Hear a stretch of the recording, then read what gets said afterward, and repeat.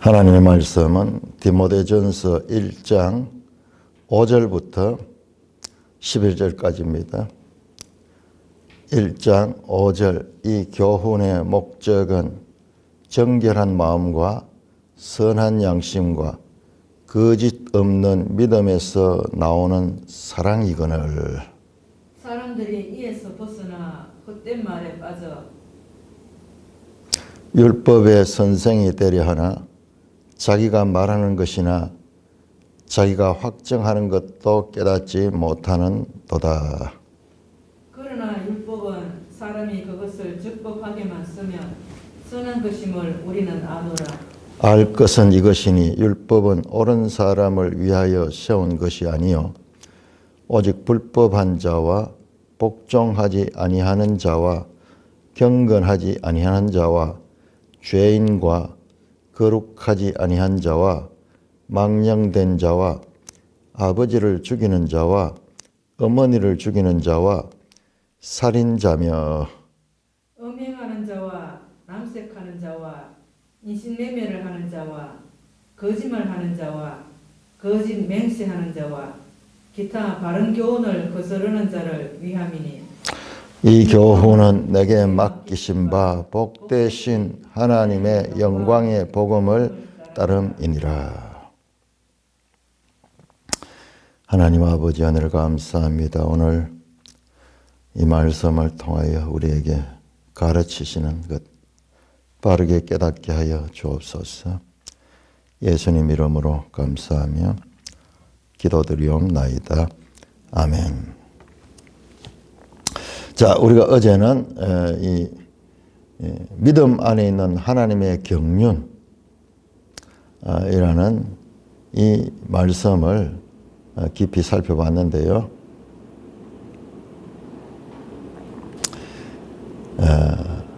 5절에 오늘은 이 교훈의 목적, 그러니까는 이 교훈의 목적이 무엇을 가리켜? 여기서 이가 지시하는 것이 무엇인가? 앞에 나오는 무엇을 지시하는가? 아니면은 이 다른 새로 내용을 시작하는 건가? 이 교훈이 무엇을 가리키는가? 근데 우리 번역에는 이 교훈이 앞에 나오는 다른 교훈할 때 교훈과 같은 단어가 썼죠. 근데 이게 다릅니다. 원어에서 다릅니다. 그런데 지난 개역 성경에 보면 이게 다르게 되어 있어요. 개역 성경에 보면 5절에 이 교훈을 안 되고 이 자도 없고 경계의 목적은 경계라고 되어 있어요. 경계. 그래서 단어 자체가 다른데 개역 개정을 한다 그러면서 왜 더 이렇게 했을까요? 아마 개정을 하면서 이게 같은 말이라고 생각하기 때문에 그랬을 수도 있을 것 같은데 같지 않습니다. 같지 않습니다. 완전히 달라요. 앞에 나오는 교훈은 디다케 하는 디다케, 이게 제가 말했죠. 교리라고 번역하는 것 같아요. 교리. 그 다음에 여기는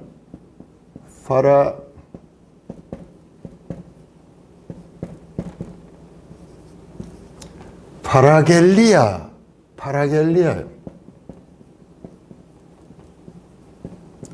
요거는 명령 또는 그 경계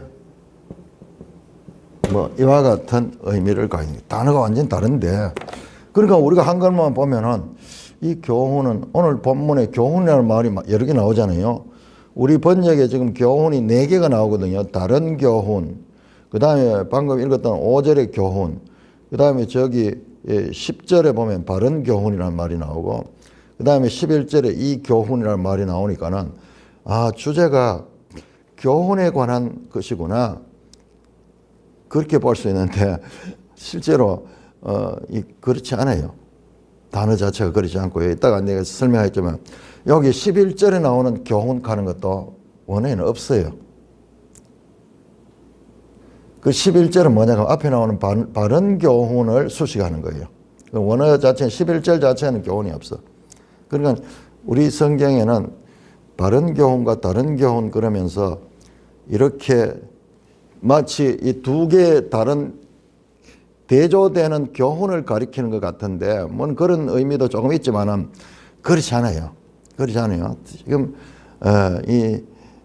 오늘 제가 이제 그 부분을 집중적으로 풀 텐데 힘들었어요. 자간 이 디모데전서 바울 서신은 풀기가요 얼마나 힘든지 말이요. 그 문법하고 단어 자체의 의미하고 뭐 여러 가지 또 어떤 문장의 구조 자체가 우리하고 좀 달라요. 도치법 같은 것도 많이 쓰고 이렇기 때문에 자칫하면은 이 오해하기 쉬운데, 자, 여기서 일단은 이 교훈의 목적은 이 교훈이 무엇을 가리키느냐? 제가 처음에는 그렇게 생각했죠. 이 교훈은 앞에 나오는 믿음 안에 있는 하나님의 경륜을 가리킨다. 왜냐하면 이 지시사가 이가 있으니까 앞에 나오는 것과 연관이 된다고 생각하기 때문에 앞에 나오는 다른 교훈은 아니죠. 다른 교훈은 아니에요. 왜냐 그러면은 이 교훈은 이거는 그 목적이 정결하고 선한 양심과 거짓 없는 믿음에서 나오는 사랑이거든요. 이 교훈이. 그럼 다른 교훈이 이런 목적을 가진 건 아니거든요. 그러면 앞에 나오는 것으로 봤을 때는 유일하게 믿음 안에 있는 하나님의 경륜을 이 교훈이라고 하지 않겠나 이렇게 생각했는데, 그게 아니고 여기서 이 교훈은 앞에 있는 내용과 연결된 거고 밑에 나오는 내용과 연결됐다는 것을 결론을 내렸어요. 그러면 뭔가 보세요. 이 교훈의 목적은 뭐냐가, 박윤선 목사님은 이 교훈을 율법이라고 그렇게 봤거든요. 율법이라고 하는데 그게 맞아요. 왜냐 그러면 보세요. 이 교훈의 목적은 정결한 마음과 선한 양심과 믿음에 나오는 사랑이거든. 그 다음에 7절 보세요. 사람들이 이 교훈대로 하지 않고 율법의 선생이 되려 하고, 8절도 율법, 9절도 율법을 가리키는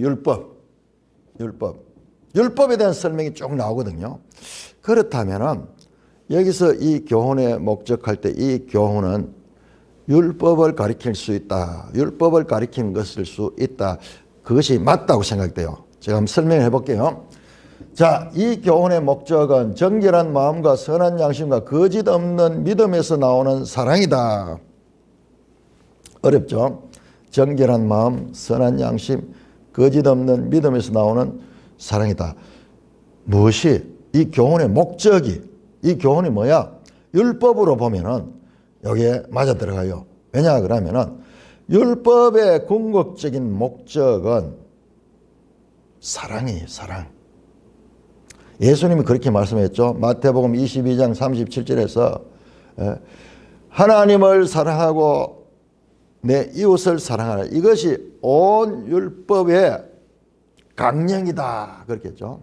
율법을 압축해서 구약에 나오는 이 율법을 다 압축하면은 하나님 사랑과 이웃 사랑, 수평적으로는 사람들과의 관계, 수직적으로는 하나님과 관계, 하나님의 관계가 바로 되면은 사람들과 관계가 바로 되게 하는 그런 목적을 가지고 이 교훈이 사용됐다. 율법이라고 한번 봅시다. 이 율법이 사용됐다. 그 예수님 말씀 그대로잖아요. 이 모든 율법의 강령이, 궁극적인 목적이, 강령이라고 하는 것은 그 핵심 주제가 그렇다는 거예요. 뿐만 아니라, 자, 갈라디아서 3장, 5장 한번 볼까요? 갈라디아서 5장.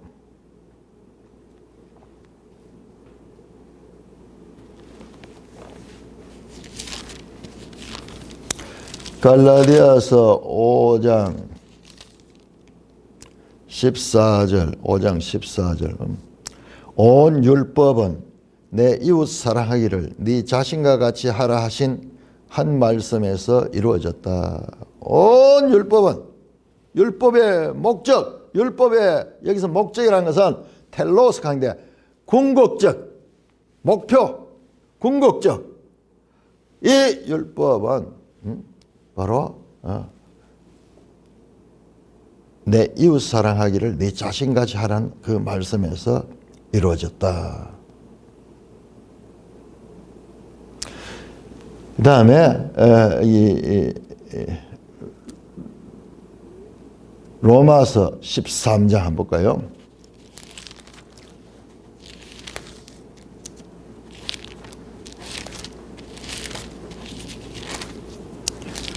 로마서 13장 10절 형제를 사랑하여 서로 우애하기를 13장 10절 사랑은 이웃에게 악을 행하지 아니하나니 그러므로 사랑은 율법의 완성이니라. 사랑은 율법의 완성이니라.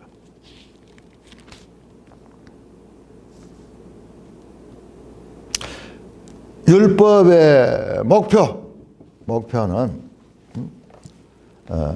이와 같이 정결한 마음과 선한 양심과 거짓 없는 믿음에서 나오는 사랑이다. 그래서 이 목적에서 벗어나서 8절에 보세요. 6절에요. 사람들이 이에서 벗어나 이 목적에서 벗어나서 뭐 하느냐? 헛된 말을 하며 율법의 선생이 되려 한다. 그러니까 이게 율법을 가리킨다고 보는 게 맞아요. 여기서 벗어나 가지고 율법의 선생이 되려 하지만은 자기가 말하는 것이나 자기가 확정하는 것도 깨닫지 못한다. 율법에 대한 오해를 하고 있고 율법에 대해서 무지하다는 거야. 율법의 목적이 뭔지를 모른다는 거야. 율법의 목적을 따라서 율법을 이해해야 되는데 그 율법의 목적을 모르니까는 거기에서 벗어나서 그런데도 율법의 선생이 되려고 하는 거예요. 그 율법을 계속 추구하면서 율법을 가르치는 선생이 되려 하지만 율법 자체가 있는 기본 목적을 알지 못하고 그래서 잘못하고 있다는 거예요. 잘못하다. 그러면서 8절에 율법에 대한 설명이 나오는 거예요. 율법은 그러면서 나오는 거예요. 자, 이게 무엇을 가리키느냐? 아랫게 전자매가 이야기를 했어요. 벌써 탁 인상으로 탁 잡고 그랬어요. 율법의 목적에서 벗어나 가지고 자기들이 힘써서 율법을 추구하지만은 그 추구하는 자체가 잘못됐다는 거예요. 목적에서 벗어나게 추구한다는 거예요. 목적이 주어질 때 이 마이크의 목적은 이와 같이 소리를 전달하기 위한 목적인데 이 마이크를 장식으로 쓴다든지 이 마이크를 매로 쓴다든지 이 마이크를 다른 용도로 사용하기 때문에 이 마이크가 가지고 있는 본래 용도에서 벗어났다는 거예요. 벗어났다는 거예요. 그게 무슨 말이냐? 이게 바로 로마서 10장. 여러분 너무 놀라워요. 모든 것은 지금 다 로마서 10장으로 넘어갑니다. 여러분 제 설교를 계속 들었는 분들은 열왕기 할 때부터 해가지고 열왕기 그 나만 기사 그 다음에 그 히스기야 기사 모든 것들이 궁극적으로는 로마서 10장으로 가. 로마서 가운데도 10장이야. 모든 게 10장. 자, 로마서 10장 한번 찾아봅시다.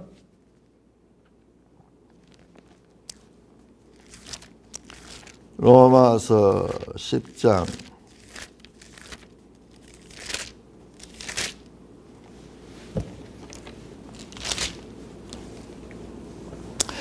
1절입니다. 형제들아 내 마음에 원하는 바 하나님 구하는 바는 이스라엘 위함이다. 자, 이스라엘 백성들 위해서 그 안타까운 마음이 있는 거예요. 그들로 구원을 받게 해야 되는데 그들이 왜 구원에서 멀어졌는가? 왜 열심인데도 보다 구원에서 멀어졌는가? 그 설명이 나오고 2절에 그들이 하나님께 열심히 있으나 올바른 지식을 따른 것이 아니다. 하나님의 의를 모르고 자기 의를 세우려고 힘써 하나님의 의에 복종하지 아니하였다. 이 열심이 뭐냐? 이게 율법을 지키겠다는 그런 열심이에요. 그래서 율법의 선생이 되고 율법을 계속 연구하고 율법을 강조하지만은 율법을 주신 하나님의 목적에 따르는 그런 지식이 아니고 오히려 하나님의 목적을 모르고 자기 생각을 세우려고 선생이 되려고 그러면서 하나님의 그 의에 복종하지 않은 거예요. 이게 율법으로 대조시키면 그대로 맞아 들어가요. 율법을 추구를 하는데 율법을 주신 하나님의 지식, 율법을 통해서 하나님이 하고자 하시는 그런 지식을 따르지 않고 그건 오히려 무시해버리고 자기 생각을 가지고 그 율법을 계속 세우려고 하는 거예요. 그래서 율법이 선생이 되고자 하고 율법을 가르치고자 하고 율법을 강조하고 나는 율법의 선생이다 그러면서 자랑하고 그렇게 하는 거예요. 그러면 그럴수록 하나님의 원래 목적에서 벗어나는 거야. 벗어나는 거야. 그러면서 다음에 나오는 건 뭐세요? 4절에 그리스도는 모든 믿는 자에게 믿음이 나오거든요. 그래서 율법의 마침이 됐다 그러면서 율법에 대한 이야기 나오거든요. 율법을 완성하셨다는 거예요. 율법을 완성하셨다는 거예요. 자, 그러면은 지금 이 디모데전서의 이 율법의 선생들이 문제는 하나님이 율법을 주신 목적에서 벗어나 가지고 그 율법을 열심히 추구하는데 거기에 있는 거예요. 그러니까 율법의 선생이지만은 자기가 말하는 것이나 자기가 확정하는 것을 깨닫지 못하고 하는 지식에서 하나님의 그 목적에서 벗어난 일을 하는 거예요. 자, 그러면서 율법에 대해서 설명합니다. 그러나 율법은 연결이 되죠. 5절에서 다 연결이 되죠. 이 교훈은 율법을 가리키는 거다. 율법은 사람이 그것을 적법했으면 선한 것임을 우리는 하나. 그렇다고 해줘. 율법이. 그럼 율법이 필요 없다는 말이냐? 율법 폐기론자가 아니에요. 잘 들어야 됩니다. 여기에서 우리는 어마어마하게 중요한 지금 교훈을 배운 거예요. 교리를 배워. 교리를. 이게 바른 교리예요. 이게 궁극적으로 바울이 말하고자 하는 바른 교리가 무엇인가? 늘 말씀하는 거예요.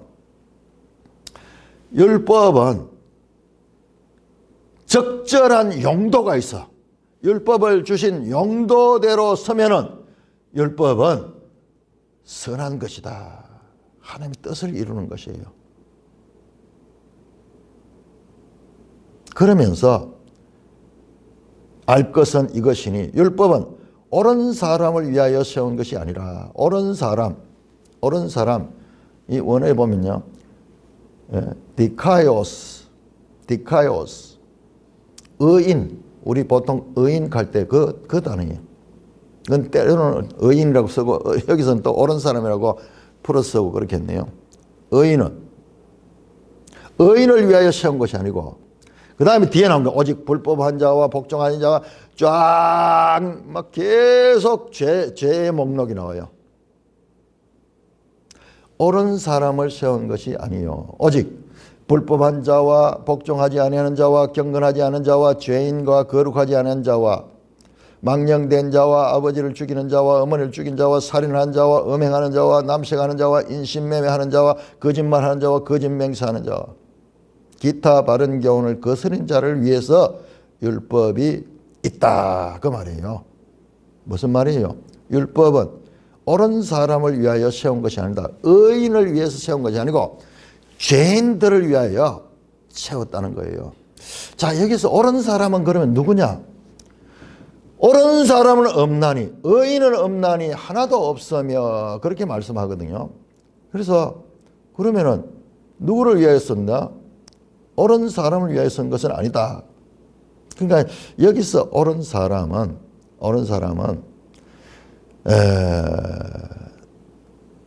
예수 그리스도를 믿고 죄 사함을 받아 의롭다 된 자예요. 의롭다 된 자. 자, 지금 우리 디모데전서는요. 로마서하고 다릅니다. 바울 생애의 마지막 서신인데 이게 마지막 서신이 디모데전후서 디도서예요. 근데 디모데전서와 디도서는 거의 같은 게 써지고 디모데후서는 마지막이에요. 1년 2년 차이로 생애 마지막이에요. 그러니까는 여기에서 말씀하는 거는 앞에서 다 말씀하셨던 내용들이야. 그래서 사람이 어렵게 되는 것은 이게 옳은 사람이 어렵다는 어려운 자라는 뜻이거든요.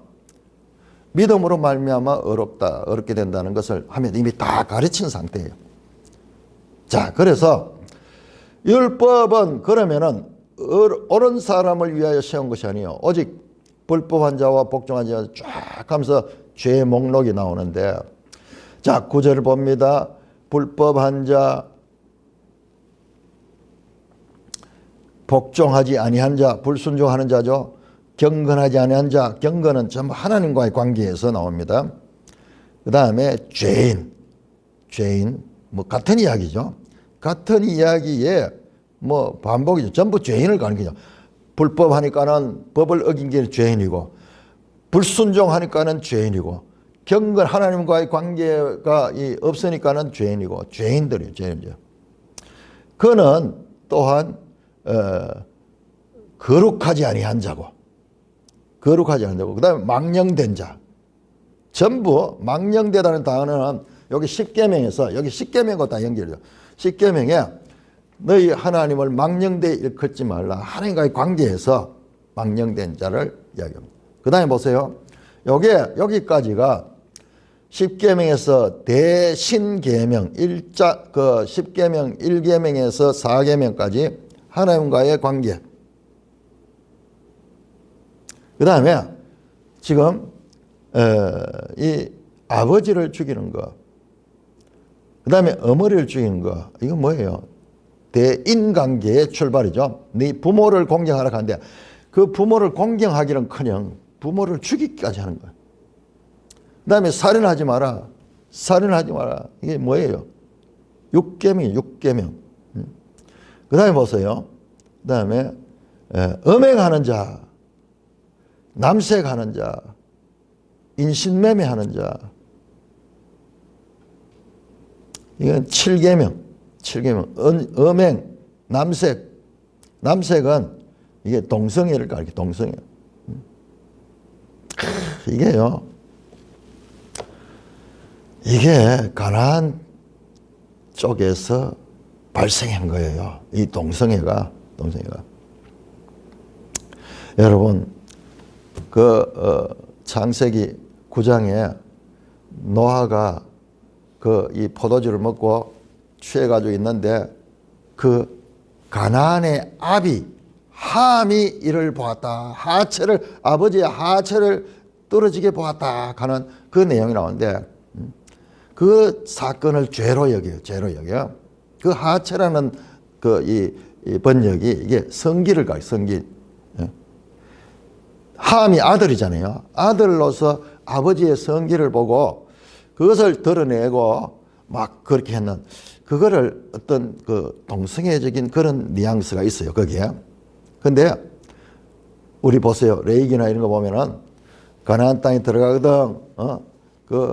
어미의 하체, 누이의 하체, 고모의 하체, 이렇게 하면서 쫙 얘기 나오잖아요. 이게 전부 다 성관계를 이야기해요, 성관계.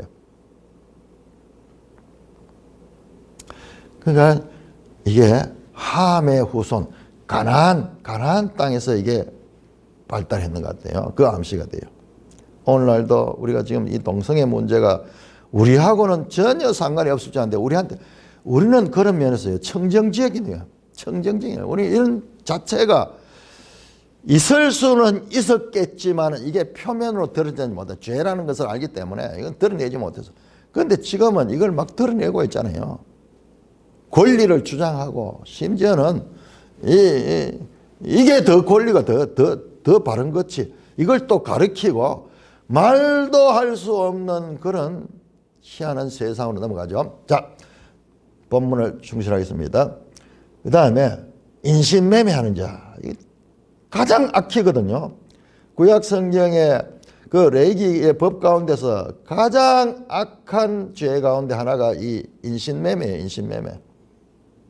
인신매매는 사정없이 하는 거야. 키드냅. 그 다음에 이 거짓 맹세하는 자, 거짓말하는 자. 9계명에 거짓하지 마라. 내 이웃을 탐내지 말고 거짓 맹세하지 마라. 할 때 그 거짓 맹세. 대체로 이게 10계명의 순서로 되어 있어요. 기타. 자, 여기 나오는 죄를 보세요. 그런데 너무 심하잖아요. 이런 죄 짓는 사람이 어디 있어요? 앞에 있는 그런 죄는, 구절의 죄는 불법하고 복종치 않고 경건치 않는 죄인, 망령된 자. 자, 이런 죄는 뭐 모든 거의 대부분이 여기에 속합니다. 그런데 아버지를 죽이고 어머니를 죽이고 살인하고 이런 경우는 특별하잖아요. 그 다음에 음행하는 자, 뭐 간음하는 자들은 많이 있을 수 있어요. 근데 남색하는 자, 이것도 특별하고 특별하잖아요. 아니, 근데 죄인을 가리킨다는 알겠는데 후반부에 나오는 아버지를 죽이고 어머니를 죽이고 인신매매를 하고 그 다음에 남색하고 이런 거는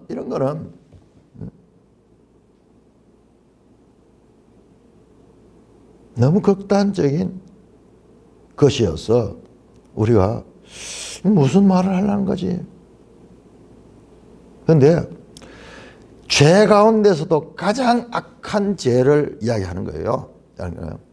간음하지 말라는 그 말 한마디 속에는 이런 극단적인 그 죄, 그 다음에 부모를 공경하라는 그 말씀 속에는 부모를 살인하기까지 하는 부모 공경이 그 죄에 들어가면 결과적으로는 부모를 죽이기까지 하는 그런 그 죄의 극단을 지금 극단을 보여주고 있는 거예요. 궁극적으로 뭐냐? 율법은 죄인들을 위하여 기록한 것이다. 율법의 목적은 죄인들을 위한 것이다. 그럼 그 죄인들을 위한 목적이라고? 그게 뭐지? 자, 이게 바울이 갈라디아서, 로마서에서 다 가르친 내용이에요. 그런데 그게 바울의 가르침 중에 하나인 줄 아는데 이번에 깨닫게 되는 거는요. 그 가르침이 바울이 가르치는 교리의 핵심 교리라는 거야. 그래서 보세요. 이 교훈은 11절에 보세요. 이 교훈이 뭐냐? 지금 앞에 나오는 이 내용, 이 율법의 목적에 대한 이 교훈이 아니고 교리입니다. 앞에 나오는 이 교리는 11절에는 바른 교리. 디다케. 바른 교리는 복되신 하나님의 영광의 복음을 따른 것인데 이거는 하나님이 자기한테 맡긴 거야. 내가 전하라고, 내가 이 교리를 전하라고 하나님께서 특별하게 나를 통해서 맡긴 거야. 그러니까 보면요. 이 교리가 뭐냐? 율법의 용도에 관한 내용이에요. 자, 율법의 용도가 무엇인가? 우리 한번 찾아보겠습니다. 갈라디아 3장.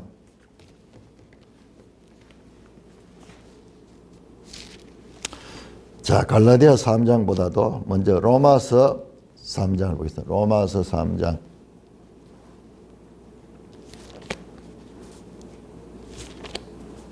이걸 질문하면 율법을 왜 주셨지?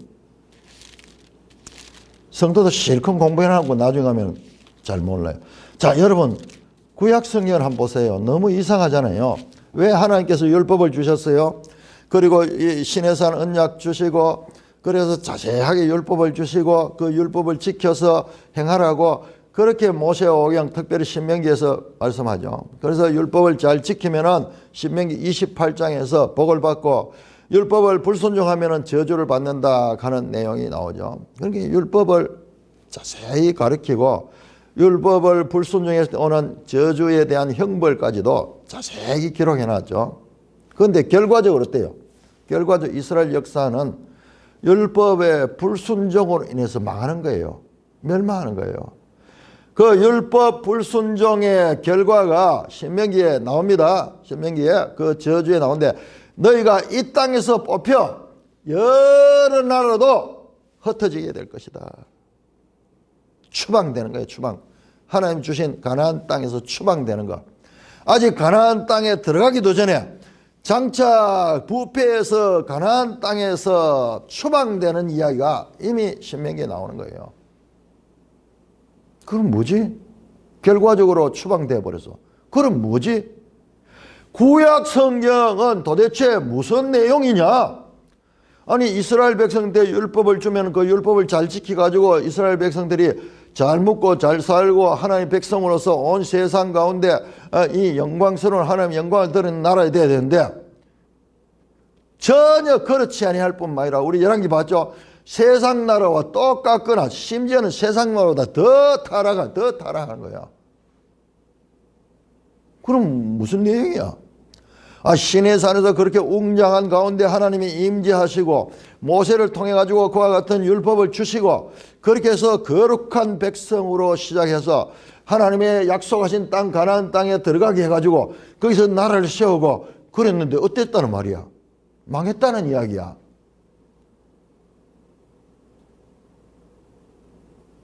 우리 조선시대보다 더 짧아요. 역사가 500년도 안 돼요.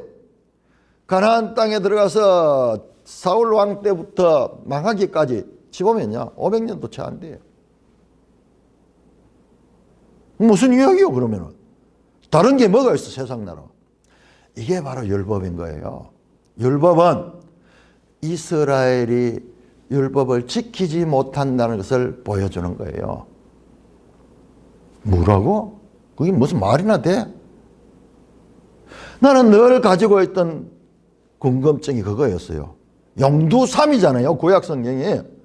아브라함부터 불러가지고 모세 때 언약을 주고 이스라엘 백성을 만들어가지고 가나안 땅에 이 기적적인 홍해를 통과하고 요단강을 들어가서 가나안 땅에 들어가지고 이제 이스라엘 하나님 나라를 세웠으면 그 나라가 세상 가운데 영광스러운 나라가 되어야 될 건데 결과적으로는 세상 나라들보다 더 못하고 강대국한테 짓밟혀가지고 나중에 없어져 버려. 망해버려. 포로 다 잡혀가 버려. 먼저는 북쪽이 잡혀가고 그로부터 한 백수십 년 후에 다시 남쪽도 망해버려. 포로를 다 잡혀가. 무슨 이야기야? 우리가 생각하는 그런 것과 완전히 다른 뭔가 있어요. 그게 뭐냐? 이스라엘 백성들의 역사는 여러 가지 하나님께서 이 뜻이 있지만은 그 가운데 가장 중요한 내용이 뭐냐? 이스라엘은 율법을 지키지 못한다는 거예요. 그러면은 왜 그렇게 율법을 지키라 그러고 들으라 이스라엘아 자 그러면서 계속 율법을 선지자를 통해서 강조해 왔는데 그건 도대체 무슨 이야기야? 바로 그게 그런 의문을 가져야 돼요. 그런 이 사람이 풀 수 없는 이 의문에 대한 답을 바울은 교리적으로 가르쳐 있는 거예요. 이게 하나님께서 바울을 통하여 주신 바로 그 교리예요. 뭡니까? 자, 3장 볼까요? 로마서 3장 20절. 로마서 3장 가면요. 또 유대인과 이방인은 똑같대. 아니, 유대인은 특별하게 하는 구별했는데, 똑같아. 유대인이나 이방인은 차별 없어. 도대체 뭐지? 구약에서 하나님께서 유대인들을 특별하게 택하시고 했는 그건 도대체 뭐지? 그게 아무 의미가 없대요. 그럼 뭐지? 자, 보세요. 3장 20절. 19절부터 봐야겠네요. 우리가 알거나 무릇 율법이 말하는 바는 율법 아래 있는 자들에게 말하는 것이 이는 모든 입을 막고 온 세상으로 하나님의 심판을 입게나. 무슨 말이지? 20절 보세요. 율법의 행위로 그의 앞에 의롭다 하심을 얻을 육체가 없으니 율법으로는 죄를 깨닫는다. 율법의 용도는요. 이스라엘이 죄인이라는 것을 온 세상에 보여주는 그런 역할을 한다는 거예요. 여러분 열왕기를 자세히 보면요. 열왕기가 계속 이스라엘 백성들이 하나님의 징계를 받는 이유가 율법과 다르기 때문에. 율법에 우상 숭배하지 말아 하는데 우상 숭배하고 그다음에 그 절기를 지키라 하는데 절기를 지키지 않고 이러면은 이웃 나라를 보내가지고 치는 거예요. 가지고 있던 재산도 남의 나라를 정복할 때 그 나라도 빼앗기고 나중에는 자기들도 망하게 되는 그거. 그래서 그걸 갖다 신명기적인 그와 같은 역사관을 가는데 그거를 어떤 사람들은 잘못 해석하고 있는데요. 내용은 맞는데도 해석을 잘못하는 거예요. 그렇습니다. 신명기의 말씀을 지키는 것에 따라서 그 나라가 흥하느냐 망하느냐 되거든요. 그래서 이걸 거꾸로 이야기하니까 신명기를 나중에 쓰고 이스라엘 역사를 신명기를 가지고 그렇게 해석해 가지고 그렇게 한다는데, 그거는 이 둘의 관계, 신명기와 역사서의 관계를 보기는 봤는데 해석을 잘못하는 거예요. 믿음이 없으면 그렇게 해석하는 거예요. 역사가 신명기에 끼 맞춰졌다 이렇게 생각하는 거예요. 왜냐? 너무나 거기 맞아 들어가니까는. 하나님의 예언의 정확성을 믿지 못하니까 그런 해석이 나오는 거예요. 두 개가 딱 맞춰져 있어. 딱 맞춰져 있어. 결과적으로 포로로 가는 것도 그 신명기적 역사의 불순종의 결과로 나타나는 거예요. 자, 보세요. 율법이 말하면 율법 아닌 자 알게 말한 것이니 19절에 모든 입을 막고 온 세상 하나님의 이 심판하야. 아무도 율법 앞에서 의롭다 할 사람이 없다는 것을, 죄인이라는 것을 알게 하는 그것이 바로 율법의 용도라는 거예요. 율법으로는 율법의 행위를 지켜가지고 내가 구원을 얻는다고 지금 앞에 나오는 율법의 선생들은 그렇게 생각하는데 그게 아니라는 거야. 율법은 단지 내가 죄인이라는 것을 깨닫게 하기 위한 것인데, 이게 근본이 되지 아니하면요, 예수 그리스도를 믿음으로 말미암는 구원으로 나갈 수 없어요. 그래서 21절 보세요. 이제는 율법 외에 하나님의 한 의가 나타났으니 곧 율법과 선지자들의 증거를 받은 것이라. 그러면서 예수 그리스도를 믿음으로 말미암. 자, 믿음으로 나가기 전에 뭐가 돼야 되냐면 내가 죄인인 것이 인정이 돼야 돼요. 내가 죄인. 오라 나는 어쩔 수 없는 죄인이구나. 이 사망의 몸에서 누가 나를 건져내랴. 사람으로 할 수 없구나. 나는 할 수 없구나. 이런 절박한 깨달음을 주는 것이 율법의 목적인 거예요. 율법의 목적이에요. 이게 바울만이 가리키는 거예요. 여러분 성경에 이런 내용이 여러 군데 나오는데 전부 이게 바울 서신이에요. 자, 7장 볼까요? 로마서 7장. 자, 로마서 7장은 죄에 대한 쫙 설명이 나오죠. 이 부분을 이해를 잘 못하는, 이게 아주 이 성경 해석의 가장 중요한 출발이에요. 복음의 출발이에요. 복음이, 우리가 예수 그리스도를 믿고 구원을 받으려고 그러면 제일 먼저 내가 죄인됨을 인정해야 되는 거예요. 내가 죄인한 것을. 그러면서 7장 전체가 그 이야기예요. 그래서 처음에 이제 법 이야기를 합니다. 남편과 아내 관계에서 법이 있는데 법 아래 있을 때는 다른 사람과 관계하면은 남편이 살았을 때는 음녀가 되지만, 그런 남편이 죽고 나면은 그 법에서 자유롭게 돼서 자기가 그런 이야기를 쭉 하면서 율법 이야기로 접어들어갑니다. 쭉 전부 그 이야기예요. 자, 12절, 13절. 이로보건대 율법은 거룩하고 계명도 거룩하고 의로움이 선하라. 그런즉 선한 것이 내게 사명이다. 그럴 수 없느니라. 오직 죄가 죄로 드러나기 위해 선한 그것으로 말미암아 나로 죽게 하소서. 이는 계명으로 말미암아 죄로 심히 죄되게 하렴이라. 이게 무슨 말이냐? 결국은요, 이 전부 다 죄를 이야기해요. 죄를 이야기해요. 바로 24절 나죠. 오호라 나는 공고한 사람이야. 이 사망의 몸에서 누가 날 거냐. 나는 죄인이기 때문에 율법을 지키지 못할 뿐만 아니라 율법 때문에 내가 죄인이라는 것이 드러나는 거예요. 율법이 없으면 내가 죄인인 것을 알 수 없는데, 이게 하나님의 이게 목적이 율법으로 죄를 깨닫기 위해서 율법을 주셨는데, 우리는 누구나 그렇게 생각했을 거예요. 우리도 마찬가지일 거예요.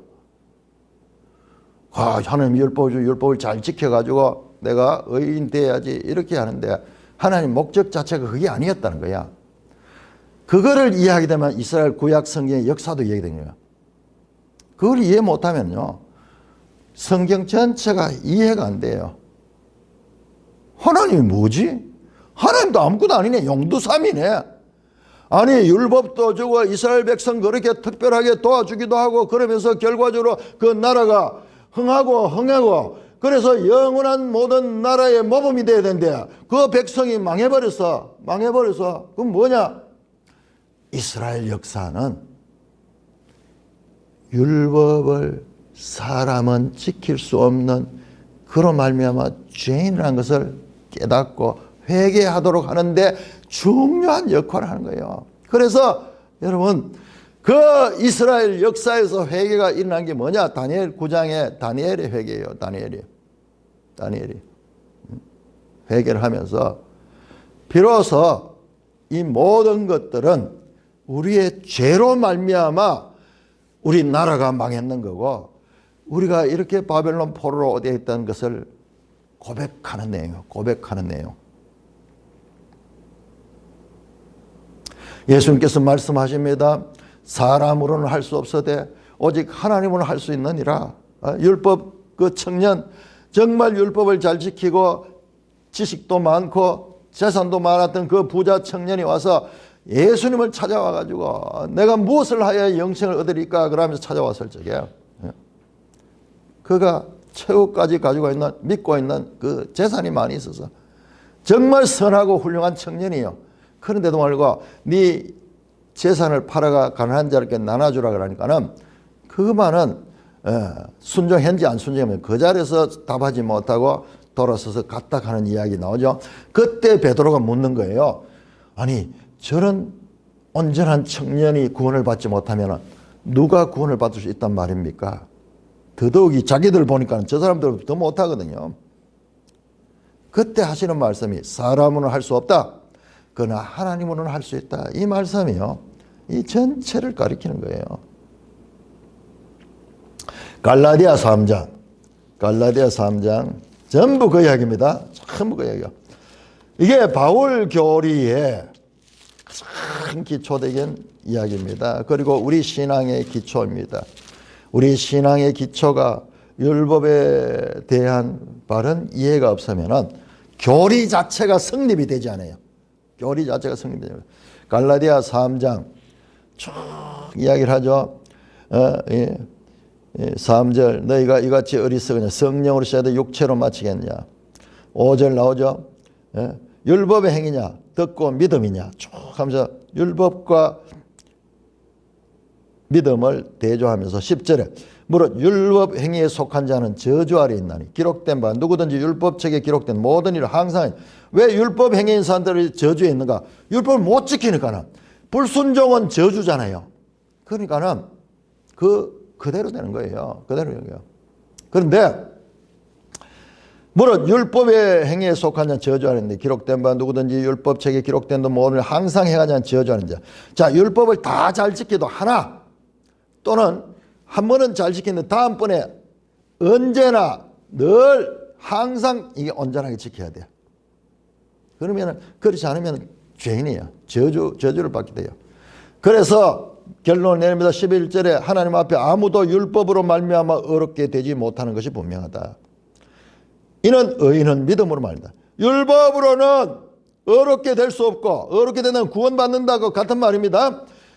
의인은 믿음으로 사는 자들이 의롭게 되는 자다. 그러면서 12절 율법은 믿음에서 난 것이 아니 율법을 행하는 자는 그 가운데 살리라 하였지만 그러나 그 가운데 다 온전하게 율법을 지키고 살 수 없다는 거예요. 살 수 없다는 거예요. 그래서 그걸 갖다가 그리스도께서 우리를 위하여 저주를 받는 자 율법의 저주에서 율법은 좋은 것이지만은 우리를 죄인으로 드러나게 하기 때문에 결국 불순종의 죄가 율법 자체가 우리에게 저주가 되는 거예요. 그래서 예수님께서 이 율법의 저주에서 우리를 속량하기 위해서 오신 것이 예수님 목적이에요. 그러면은 이 율법을 내가 온전히 지킨다고 생각하면 예수 그리스도와 연관이 아무것도 없는 거예요. 예수 그리스도가 해결한 문제는 이 율법의 저주 곧 죄에서 우리를 구하는 건데 죄인이 아닌 자는 그 구원에 참여할 수가 없는 거예요. 그러면은 율법을 왜 주셨느냐? 왜 주셨느냐? 거기에 대한 설명이 나옵니다. 24절, 25절. 자, 24절, 25절. 23절에 보면 믿음이 오기 전에 우리는 율법 아래에 있고 그래 율법이 궁극적인 목적이 아니고 한시적이야. 그 다음에 율법의 때가 지나서 믿음의 때인데 예수 그리스도를 믿는 그 믿음의 때 있는데 그러면 율법은 그럼 왜 좋느냐? 율법이 우리를 그리스도께로 인도하는 초등교사가 되어 우리로 하여금 믿음으로 의롭다 하게 하십니다. 이게 무슨 말이죠? 율법이 우리를 그리스도께로 인도하는 초등교사. 초등교사는요. 이게 어떤 선생이냐 그러면은 가정교사 뭐 이런 건데 요거는 어린아이들 이거 후견인 뭐 그런 뜻이에요. 여기에 요 어린아이한테는 어린아이가 나이가 몇 살이 될 때까지 성인이 될 때까지는 자기 재산이라도 자기가 사용할 수가 없어. 권리를 주장할 수 없어. 후견인이 있어야 돼. 후견이 있어야 돼요. 그래서 이 자기 재산도 자기가 스스로 쓸 수 없는 그런 초등교사는 가장 기본이죠. 기본. 초등 엘레멘터리 스쿨이잖아요. 가장 기본이거든요. 이 기본은 이거는 기본 자체가 목적이 아니고 중학교, 고등학교, 대학교로 가기 위한 그 밑바닥이거든요. 뭐예요? 율법은 우리가 죄인임을 깨닫게 하는 역할 때문에 우리를 초등교사가 있는 거예요. 그 다음에 이제 이 믿음이 온 후로는 우리가 초등교사 안에 있지 않다. 자, 율법의 역할은 우리가 죄인임을 깨닫게 하는, 그래서 우리는 할 수 없구나. 오직 하나님의 은혜로만 우리가 구원을 받을 수 있구나. 하나님의 은혜의 통로로 오는 게 메시아야, 메시아. 예수 그리스도야, 예수 그리스도. 예수 그리스도를 믿음으로 구원을 받을 수 있다는 이 길로 나가기 위해서는 근본 전제가 오라 나는 죄인입니다. 나는 어찌할 수 없는 죄인입니다. 나는 죽을 수밖에 없는 죄인입니다. 이 율법의 저주 아래 있는 자입니다 하는 이 인식이 명확할 적에 우리가 그리스도께로 나갈 수 있는 거예요. 여러분 그게 안 되면은 그냥 예수 그리스도가 훌륭한 선생이고 예수 그리스도에 가면 더 좋은 가르침을 배웠고 예수 그리스도는 우리의 삶을 복되게 해주고 이런 식으로 출발하면 그리스도와의 관계가 제대로 되지 못해요. 철저하게 내가 죄인이라는 것을 깨달을 자야. 다니엘 9장에 그 다니엘이 철저하게 우리가 죄를 지었습니다. 하오니 하나님의 은혜가 아니면 우리는 죽어 마땅한 자들입니다라는 그 고백이 거기서 나오는 거예요. 그때 하나님께서 그 상태, 그 죄에서 돌이킨 상태, 그때 믿음의 길로 내게 합니다. 여러분 신명기 30장도 먼저 나옵니다. 율법으로 말미암아 못 지키고 그 율법에 의해 가지고 남은 나라에 다 포로로 잡혀가지고 그 잡혀간 중에서 회개하가 나와. 회개. 그 포로된 중에서 회개하는 게 30장 1절에서 4절까지가 그걸 나와요. 그 다음에 6절에 보면은 하나님이 마음의 할례를 해준 거예요. 마음의 할례를 해준 거예요. 그래서 이 믿음의 길로 나가는 거예요. 율법의 시한이 있고 그 다음에 예수 그리스도가 오심으로 말미암아 이제 믿음의 시간이 있는 거예요. 그러니까는 이것을 율법의 목적. 그래서 5절에 이 교훈의 목적 뭐냐? 이것은 바로 율법의 목적인데 이 율법을 통하여서 우리가 죄인됨을 깨닫고 믿음의 길로 나아가는 출발점으로 삼아야 되는데 그 다른 교훈을 가리키는 율법 선생들, 이 사람들은 율법을 통해서 구원을 받겠다고 나는 율법의 선생이다 그러면서 계속 자기 자신의 의로움을 드러내니까는 구원에서 멀어지는 겁니다. 여러분 우리가 이 마태복음이나 복음서에 가장 이해하기 힘든 게 바리새인들에 대해서 유독 예수님께서는 저주를 퍼부어요. 마태복음 23장에 화 있을진저 바리새인들이여 화 있을진저 바리새인과 서기관들이여 그러면서 그 사람들 선생들이거든요. 율법 선생들이거든요. 그런데 가장 저주를 퍼요. 역설적으로 소문이 죄인과 세리와 창기들의 친구로 할 정도로 죄인들과는 가까이 하는 모습도 바로 그런 배경을 가지고 있는 거예요.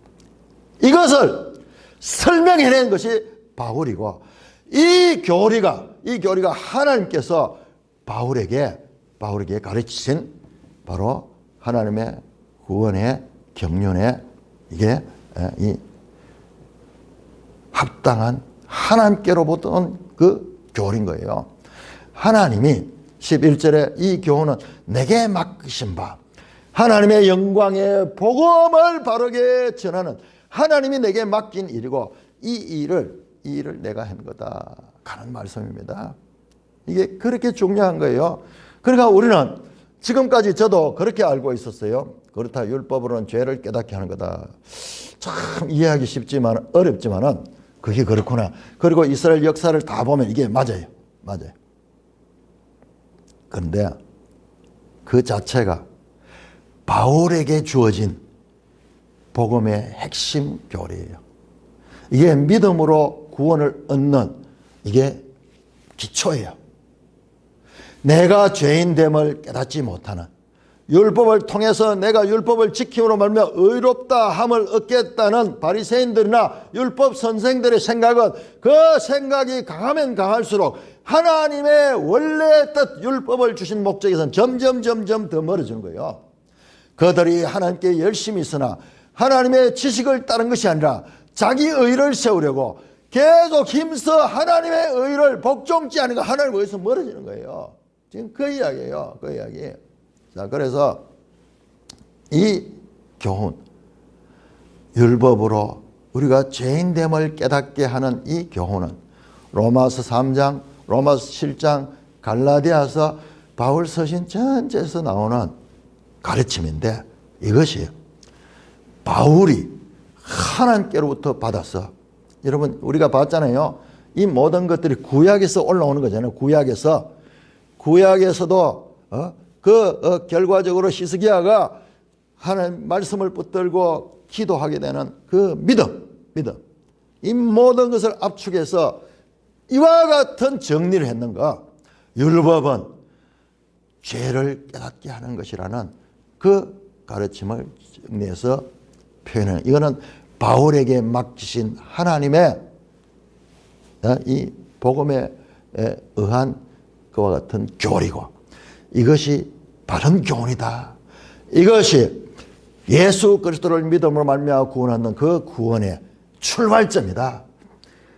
율법으로 인해서 내가 죄인이라는 것을 아는 것, 내가 죄인인 것을 알지 못하면은 그 위에는 아무것도 성립되지 않아요. 내가 죄인이 아닐 때는 예수 그리스도가 필요 없어요. 예수 그리스도가 오신 목적은 죄인들을 구원하러 오셨다.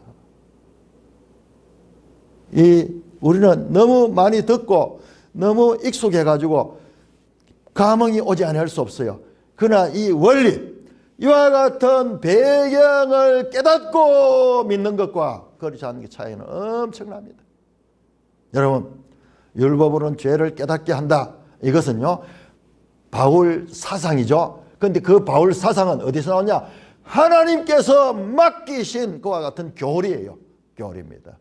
교리의 기초입니다. 기초. 그것이 바로 바른 교훈. 여기에 모든 것이 출발이 돼요. 여러분, 내가 죄인이 아니면은 예수님의 필요 자체가 없어요. 예수님이 그냥 훌륭한 성인, 그리고 유명한 인물, 역사적인 그런 인물이 돼요. 그런 내가 죄인임을 깨달을 때 예수님은 나의 모든 죄를 사하시고 나를 구원해 주신 하나님으로 믿게 되는 거예요.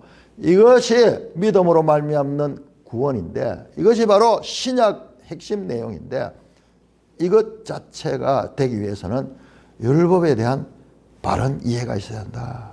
율법을 주신 목적은 우리가 죄인임을 알게 하려는 것이나, 이것을 지금 가르치고, 그 율법의 목적, 율법으로 죄를 깨닫게 하려 함이라는 이 한마디는 바울이 연구회가 나온 게 아니고, 이것이 하나님께서 바울에게 전하라고 가르친 핵심 교리의 출발점이다 라는 것을 지금 디모데전서는 말씀하고 있는 것입니다. 찬송가 204장입니다.